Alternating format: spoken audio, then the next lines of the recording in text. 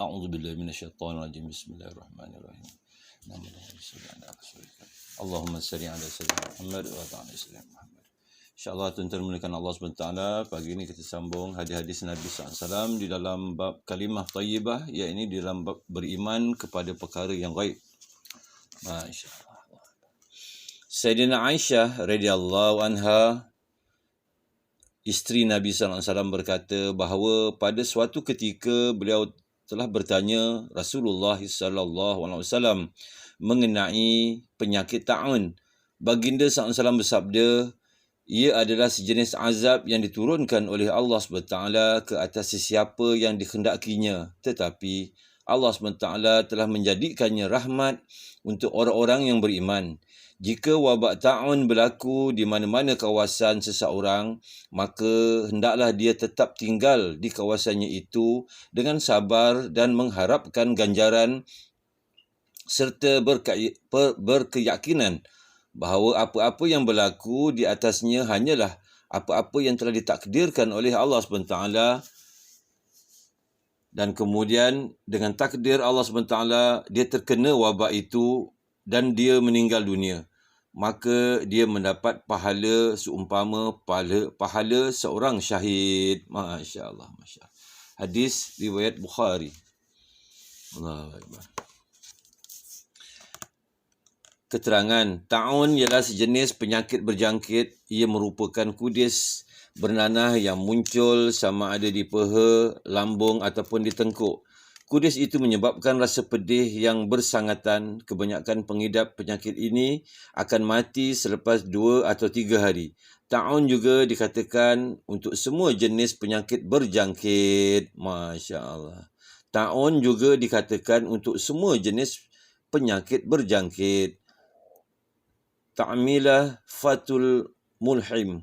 Hukum syarak dalam hal wabak ta'un ialah tidak boleh keluar daripada kawasan wabak.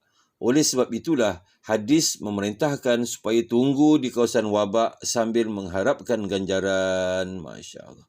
Fatul Bahri. Allahu Akbar.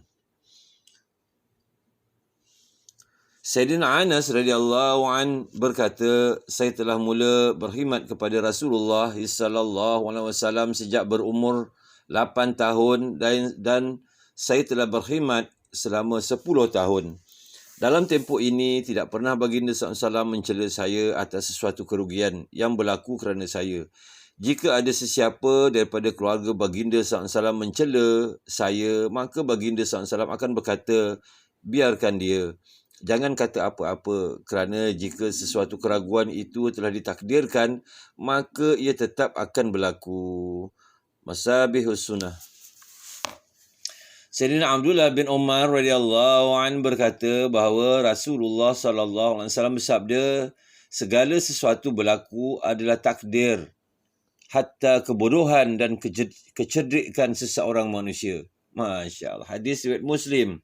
Sayyidina Abu Hurairah radhiyallahu an berkata bahawa Rasulullah sallallahu alaihi wasallam bersabda, seseorang mukmin yang kuat lebih baik daripada dan lebih dikasihi oleh Allah SWT daripada seorang mukmin yang lemah. Sedangkan pada setiap orang mukmin ada kebaikan.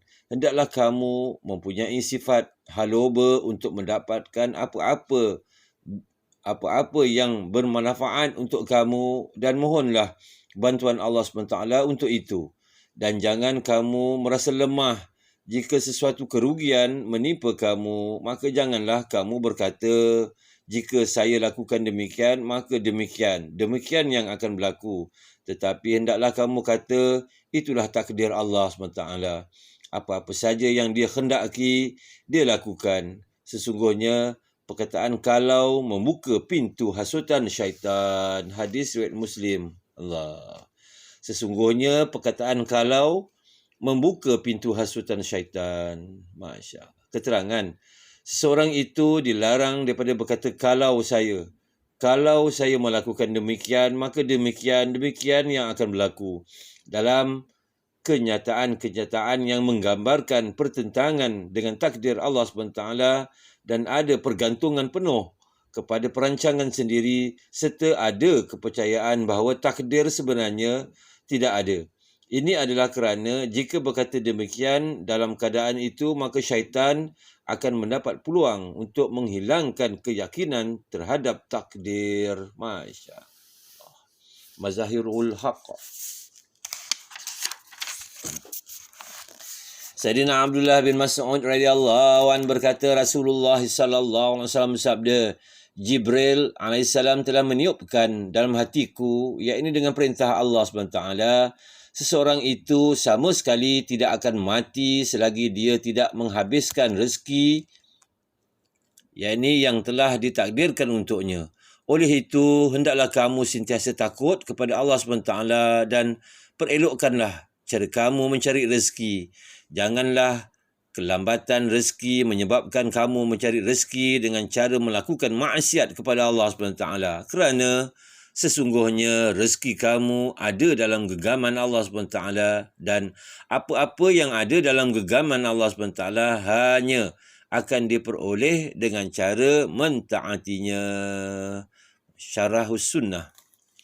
Sayyidina Auf bin Malik radhiyallahu anhu meriwayatkan bahawa pada satu ketika Nabi SAW telah membuat keputusan kehakiman antara dua orang. Apabila orang yang keputusan Nabi SAW tidak memihak kepadanya mula beredar, beliau telah berkata dengan perasaan sedih,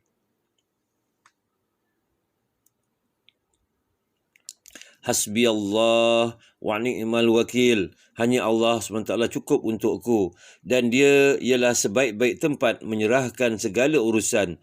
Mendengarkan itu, baginda SAW bersabda, sesungguhnya Allah SWT mencela atas tidak membuat perancangan yang betul, iaitu dalam urusan. Oleh itu, pertama sekali kamu kena gunakan akal kecerdikan, iaitu dalam urusan kamu. Kemudian jika dalam keadaan itu pun berlaku sesuatu yang tidak menyebelahi kamu, maka ucapkanlah hasbi Allah wa ni'mal wakil. Dengan itu kamu boleh menenangkan hati kamu, iaitu cukuplah Allah SWT untukku.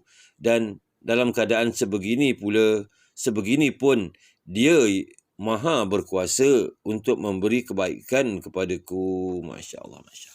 Hadis riwayat Abu Daud. Jadi Alhamdulillah, tuan-tuan menekan Allah SWT. Mudah-mudahan apa yang kita dengar ini, Allah SWT kurniakan kita taufik dan hidayah, dapat kita amalkan dan sampaikan, insya-Allah. Kita tutup dengan tasbih kifarah. Subhanallah wa bihamdihi, subhanakallah wa bihamdika, asyhadu an la ilaha illa anta, astaghfiruka wa atubu ilaik.